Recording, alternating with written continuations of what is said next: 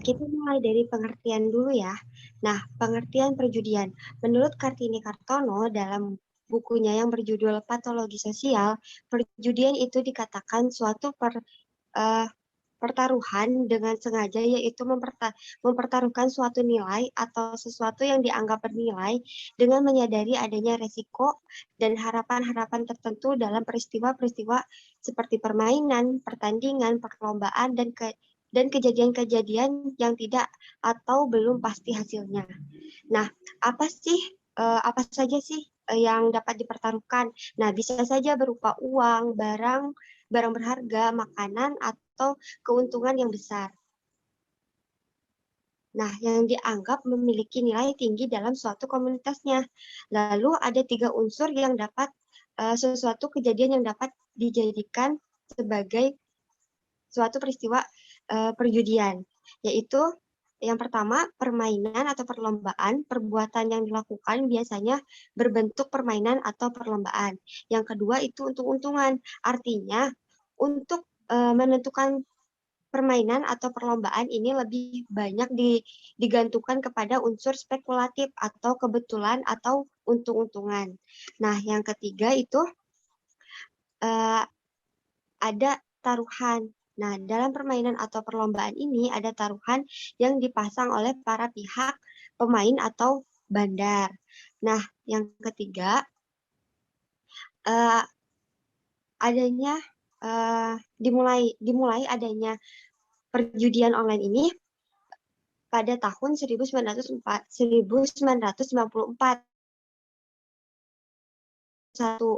Nah, adapun bentuk-bentuk perjudian online berdasarkan Undang-Undang Nomor 7 Tahun 1974 tentang penerbitan perjudian yang antara lain menyatakan bahwa perjudian dalam bentuk apapun merupakan suatu kejahatan. Nah, sementara itu, dalam peraturan pemerintah Nomor 9 Tahun 1981 tentang pelaksanaan Undang-Undang Nomor 7 Tahun 1974 tentang penerbitan perjudian dikategorikan dalam 3 macam. Nah, yang pertama itu perjudian di kasino, yang kedua itu perjudian di tempat keramaian, dan yang ketiga itu perjudian yang dikaitkan dengan kebiasaan. Nah, lalu selanjutnya akan dibahas oleh rekan saya. Baik, nah selanjutnya akan membahas tentang pembuktian dalam hukum acara pidana. Karena tadi sudah dibahas tentang definisi dari perjudian online itu sendiri, maka sekarang kita akan masuk ke dalam pembuktian dari perjudian online itu sendiri. Nah, seperti yang kita tahu ya, bahwa judi online ini bentuknya itu secara digital gitu, secara elektronik, tidak berbentuk benda nyata gitu. Nah, jadi pembuktian yang akan kita bahas di sini itu masuknya ke dalam ranah perjudian online yang berdasarkan dalam Undang-Undang ITE atau Undang-Undang Informasi dan Transaksi Elektronik. Nah, seperti yang kita tahu bahwa Undang-Undang ITE ini diatur dalam Undang-Undang Nomor 11 Tahun 2008 tentang informasi dan transaksi elektronik. Nah, jenis alat bukti yang dikenal dalam UU ITE ini ada dua,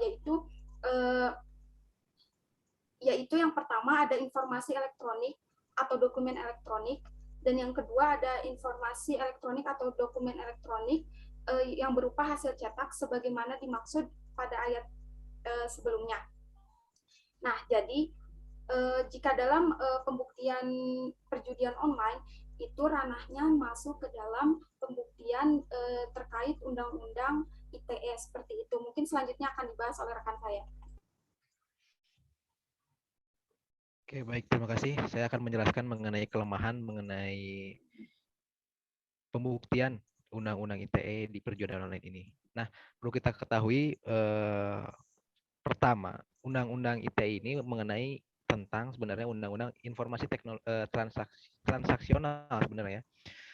Jadi definisi awalnya itu adalah transaksi elektronik, bukan untuk mengatur sebuah khususnya perjudian online. Nah, ini sebenarnya ada dua yang diatur dalam kelemahan perjudian online ini. Ada dua yang mengatur aturannya, adalah KUHP pasal 303 dan juga Undang-Undang ITE ini pasal 45. Nah, disinilah kelemahannya. Jadi dapat kita ketahui kelemahan penegakan hukum perjudian online ini.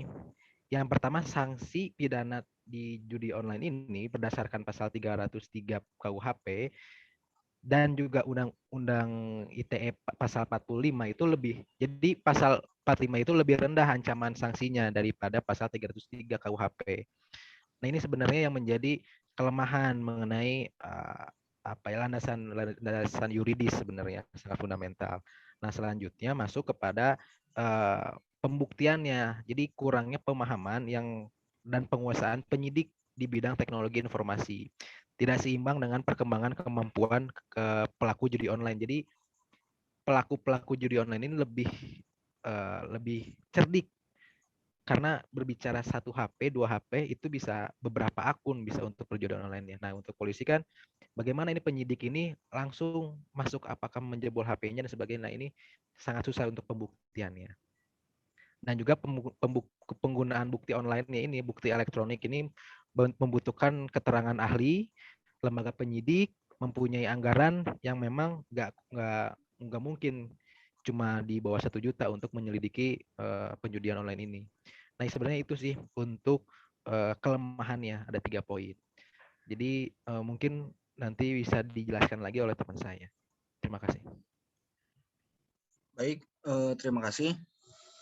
Saya akan memaparkan hasil diskusi kita terkait penerapan Undang-Undang KUHP. Jadi sudah dijelaskan oleh teman-teman tadi. Jadi terkait apa itu definisi, apa itu pasal 303, pasal 1 dan pasal 45 UU ITE. Jadi kan kalau kita melihat gitu kan, kalau di hukum kan ada lex specialis, derogat, legi generalis.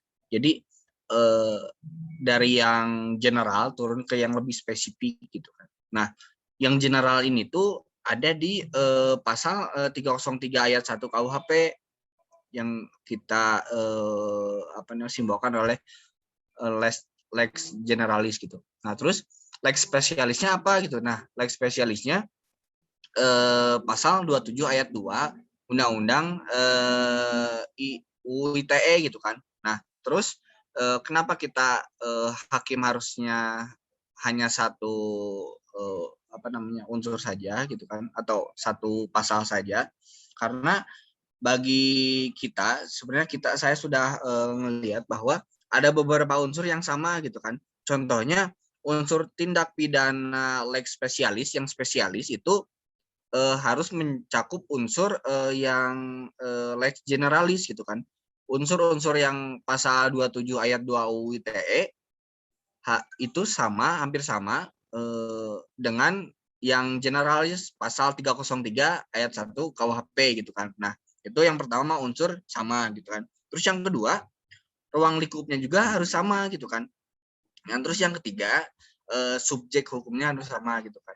Kan ada beberapa faktor yang kita bisa sambungkan jadi satu kesatuan yang utuh gitu kan. Subjek hukumnya harus sama gitu kan antara spesialis sama generalis, yaitu apa? Yaitu orang itu sendiri gitu kan. Kan subjek hukum itu orang gitu kan yang ada di sini tuh. Itu sih kalau menurut saya. Mangga silahkan dilanjutkan oleh yang lain. Oke, baik. Sebelumnya terima kasih pada rekan-rekan yang tadi sudah menjelaskan. Melanjutkan pada materi yang berikutnya, yaitu setelah tadi dibahas mengenai definisi daripada penjudian online, lemahnya KUHP, dan juga bagaimana asas yang dikeluarkan atau yang digunakan untuk menyidik daripada penjudian online ini. Selanjutnya itu saya akan membahas mengenai upaya dari penanggulangan untuk mengatasi masalah perjudian online. Ya, seperti diketahui pada saat ini kita hidup di zaman yang memang perkembangan ilmu, pengetahuan dan teknologi serta informasinya itu berkembang dengan pesat ya.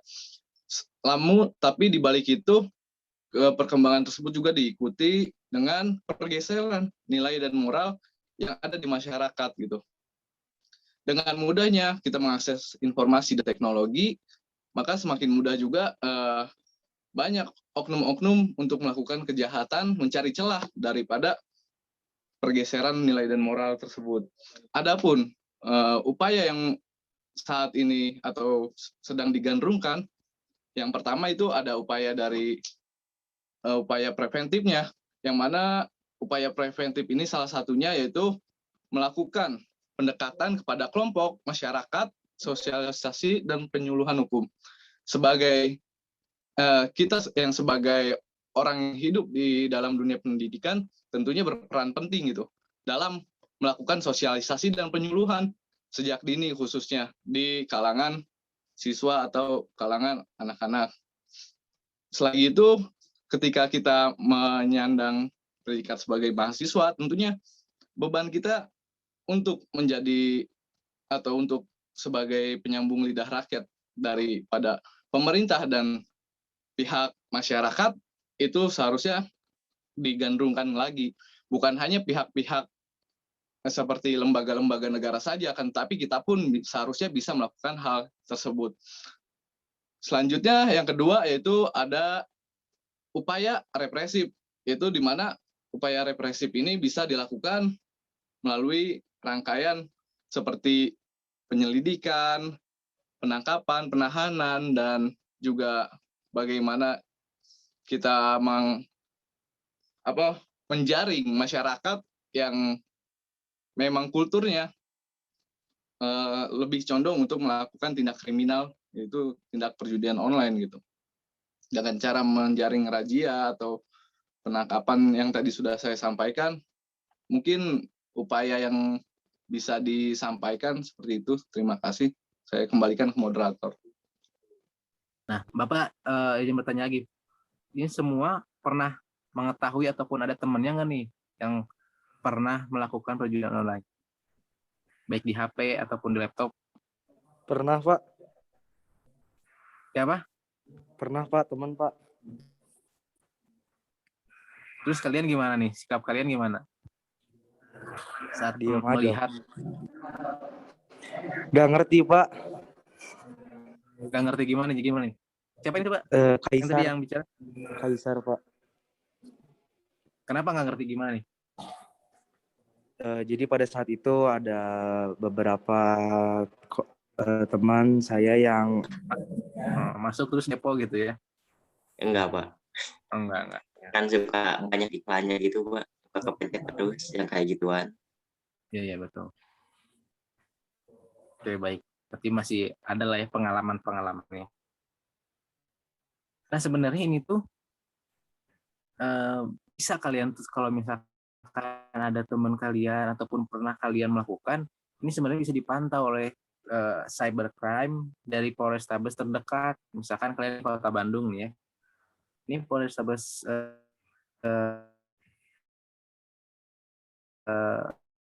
Kota Bandung ini bisa sebenarnya pernah diduki mengenai perjudian online. Itu data-datanya bisa ketahuan tuh. Bapak izin bertanya. Jadi kan Bapak kalau pada saat kita memasuki link tersebut sudah terdeteksi IP address yang masuk ke link tersebut kan, Pak? Ya. Apa yang terjadi jika itu salah pencet atau enggak ada orang yang menyalahgunakan link itu, Pak? Jadi kayak misalnya seorang itu mengirimkan linknya kepada temannya, tetapi temannya tidak tahu bahwa itu adalah link link togel, Pak. Link togel, baik. Bagus nih pertanyaannya. Jadi kalau misalkan di perjudian itu sebenarnya terbagi-bagi lagi. Kayak tadi ya, ada yang ngejawab slot, ada yang ngejawab togel, ada yang ngejawab misalkan perjudian bola, perjudian online bola. Nah, sebenarnya ini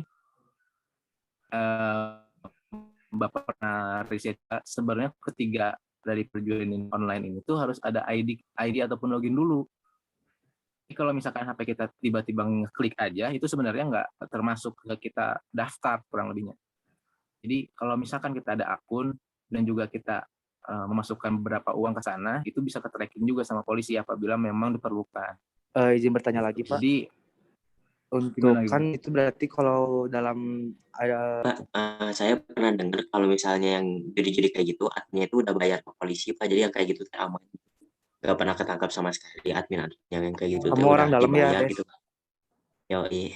Jadi udah bayar gitu, Pak. Jadi udah ke polisinya teh. udah terjaga Iya. berarti ya? Oh iya, udah dijaga jadi udah pasti nggak bakal ketangkep itu, makanya sampai sekarang kan nggak ada apa, masih ada terus aja itu kan judi-judi itu. Jadi ini gimana kalau menurut kalian dari tadi pematerian yang baik? Berarti udah nggak baik dong?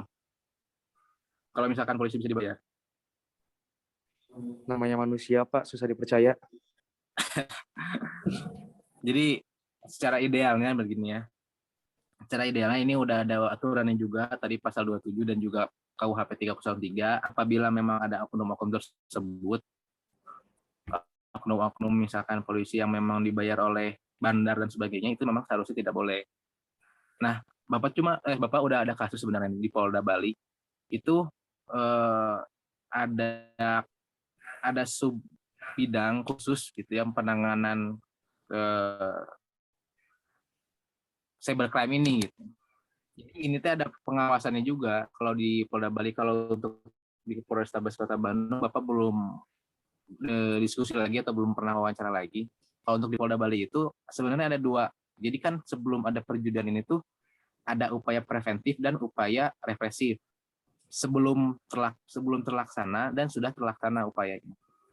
Nah, kalau misalkan upaya sebelum terlaksananya, itu sebenarnya si Cybercrime Polda Bali itu ya, itu melakukan patroli dalam hal di dunia maya pun secara offline-nya. Karena ada beberapa warnet gitu, ataupun yang menyediakan fasilitas untuk perjudian online. Pasal 27 dan juga KUHP. Gitu. Ada pertanyaan lagi nggak? Kejawab nggak nih tadi? Tadi pertanyaan yang tadi.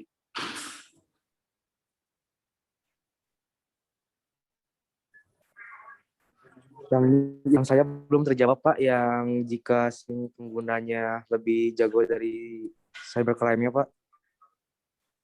Ya, kalau untuk yang lebih jago, yang pertama, ini berarti ada dua kemungkinan. Yang pertama, teknologi yang dari polisi itu kurang daripada si orang yang pengguna lebih jago. Nah ini yang kedua, ini kemungkinannya adalah polisi juga lebih jago karena teknologi dari polisi itu pasti dibiayai oleh negara. Fasilitas dari polisi pun nggak mungkin juga ece-ece. Berarti Pak, kalau seperti itu, jika polisi dibiayai oleh negara, berarti banyak dong Pak sekarang yang sudah tertangkap. Tetapi masih banyak di luar sana yang bisa berjudi, Pak. Iya, betul. Karena untuk fasilitas polisi itu dibayar oleh pajak-pajak kita dan sebagainya. Jadi seharusnya emang harus ditangkap. Tapi kayak tadi misalkan, kalau misalkan ada yang tahu, misalkan dibayar polisinya sebagainya, ya itu baik lagi kepada polisinya masing-masing. Kalau misalkan nggak ketangkep, paling bilangnya oknum dan sebagainya. Dalam aturan hukumnya juga udah diatur di pasal 27 dan KUHP 303. Apabila itu tidak ditegakkan, berarti ya hukumnya coba kita dilihat lagi apakah emang efektif atau tidak. Gitu. Karena kalau misalkan lihat di realita memang kadang-kadang susah ditegakkan karena misalkan uangnya banyak dan sebagainya. Tapi kalau untuk yang di Polda Bali itu masih banyak juga yang ketangkap. Yang Bapak lihat riset yang di Bali ya. Nah ini nggak tahu untuk di Kota Bandung apakah ada yang ketangkap juga perihal yang perjudian online ini, kayak misalkan slot dan sebagainya. Kayaknya pasti ada juga yang udah ketangkap, tapi memang belum diekspos juga.